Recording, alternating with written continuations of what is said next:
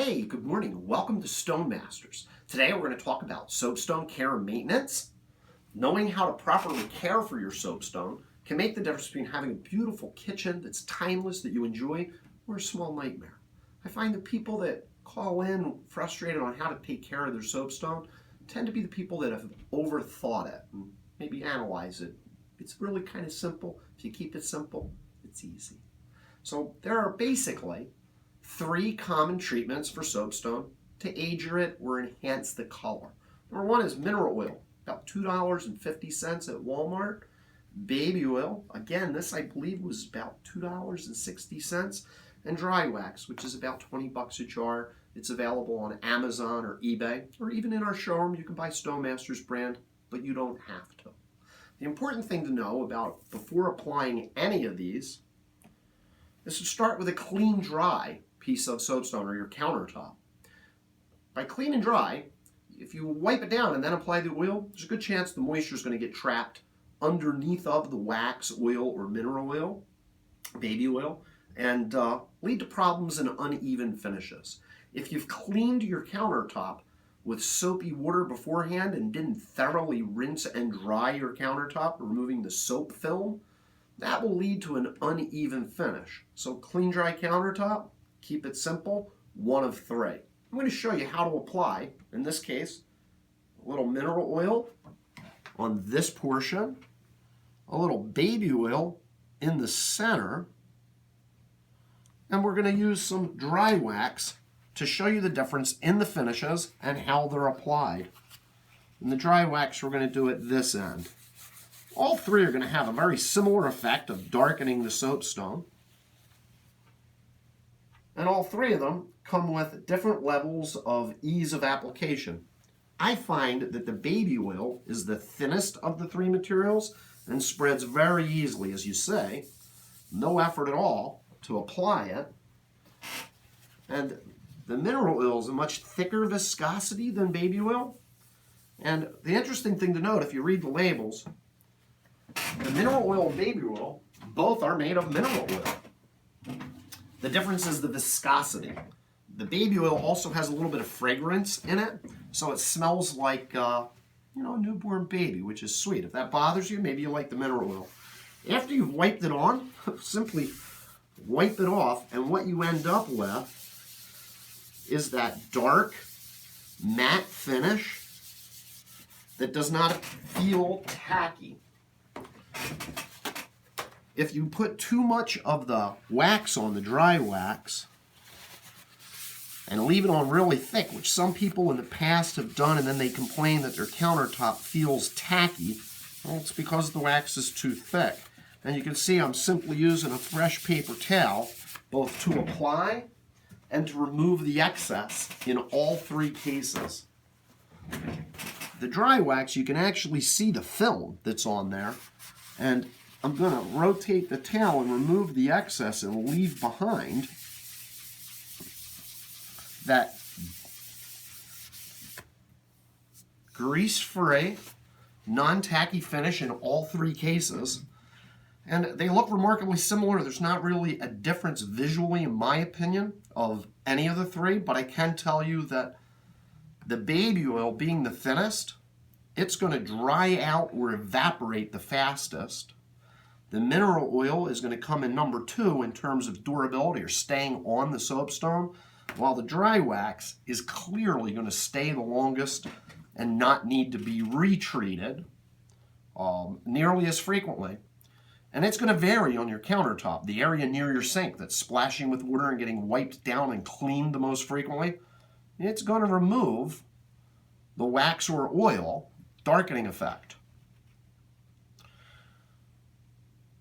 A lot of people believe or perceive that the baby oil, mineral oil, or dry wax is soaking into the stone. And that is absolutely not the case, because remember, soapstone is non-porous. So in each of these 3 cases, the wax, baby oil, and mineral oil are not soaking into the stone, but rather when it dissipates, what it's really doing is evaporating and being washed away, especially around the sink. The second most common question we have about how to oil soapstone is how frequently do I have to oil it? And that answer really varies, but after fresh soapstone is installed, the first month people tend to oil or wax it once or twice. And then the third application is maybe 3 months later, and then basically once a year. Some people more frequently, some people less frequently. And it really depends. If you install soapstone around your fireplace, you may oil or wax it once and never have to treat it again, while around the sink, you may find yourself treating this once a month. But then let me assure you, over time, all soapstone turns black, very dark in color in the case of a green soapstone, almost black, and doesn't need to be treated regularly at all. What a lot of consumers do is keep a Ziploc bag with a rag and their oil or baby oil or dry wax in it underneath the sink, and they take it out and use it again and keep all the oily substances, whatever they're choosing to use, in that bag. One of the other common questions about how to care for soapstone is, how do I repair scratch? And now that we've oiled fresh soapstone, I'm going to reverse the process and actually take off the wax, the baby oil, and the mineral oil as if there was a scratch that we needed to repair. So let me grab something and damage this soapstone. Clearly, I just made 3 scratches in the surface of the soapstone, and it's common, it's going to happen. Just wiping it off exposes the white soapstone or much lighter color soapstone underneath. And what I'm going to do is first remove the wax or oil, and I'm going to use some 4-aught, that's 4-0 steel wool, and some denatured alcohol to remove the oil and wax that we've just applied. And then we're going to sand that scratch away and retreat the soapstone.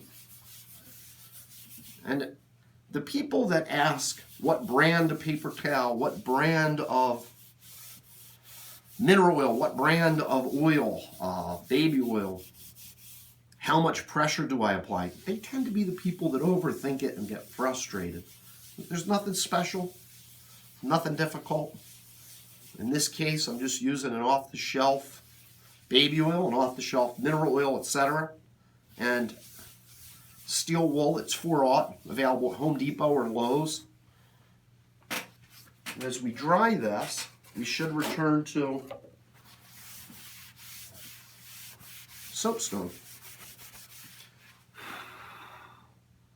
And you can see that while there's a very faint outline, I have removed the vast majority of the oil, wax, and soapstone. And if I were to continue to rub the steel wool, the 4-aught steel wool, I would completely remove that. So the scratches have also become very faint and difficult to see. To completely remove those scratches, I have a 320 grit, a 240 grit, a 120 grit, and a 400 grit sandpaper. And I'm going to start with the coarsest 120, and I'm going to sand lightly, circular motions, until that scratch completely disappears.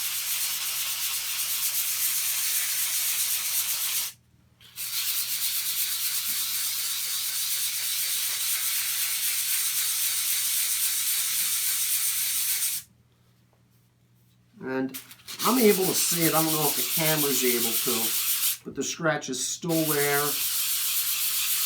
A little bit more sanding, you can see the scratch literally physically be removed by sanding away the material around it to the depth of that scratch. But you can also see I have 3 lighter spots that are uneven in color tonality right now.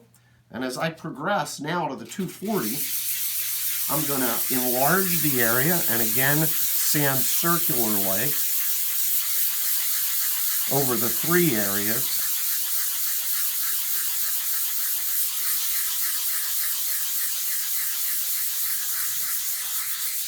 This one I just now was able to see the scratch again, so apparently I haven't sanded enough on my first pass, so I just switched sandpaper back to the 120.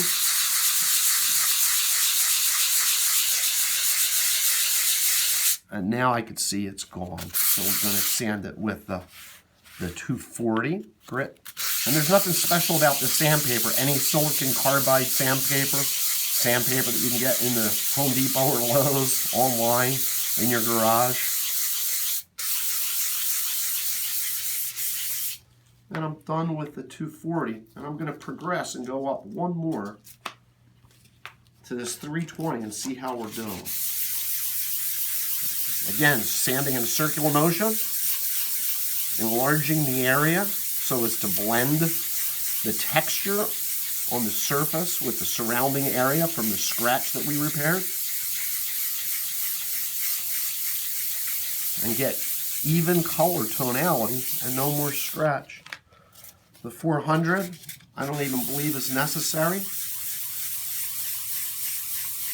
But you can see it's actually bringing back some of the color and definition of the soapstone. And there you go. 3 scratches intentionally put in the surface with a pair of scissors. Completely removed. And now I'm going to put baby oil in the center. Apply a little mineral oil back where I originally had it. Whoops, I think I might have used too much.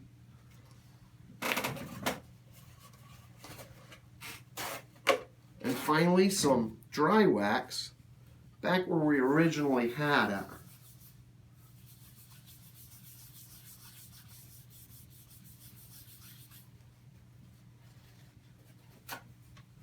And that baby oil is just so easy to apply, requires almost no effort to get that deep, dark luster that, wow, I really did put too much here this time. It's more of a mopping than a spreading, as I got overzealous with the baby oil, or the mineral oil, excuse me. But you can see, removing the finish that was applied, the scratch that was intentionally made, and retreating it, not difficult. Most of my really long-term repeat soapstone customers, they tell me essentially that they apply their oil once a year before Thanksgiving to make their countertops look peak beautiful for when company comes over. And finally, removing the excess wax from the dry wax. Now, another common question is, if I've already waxed my countertops, can I just put oil on top now at this point? You can see all 3 look very similar, and yeah, you actually can mix and match.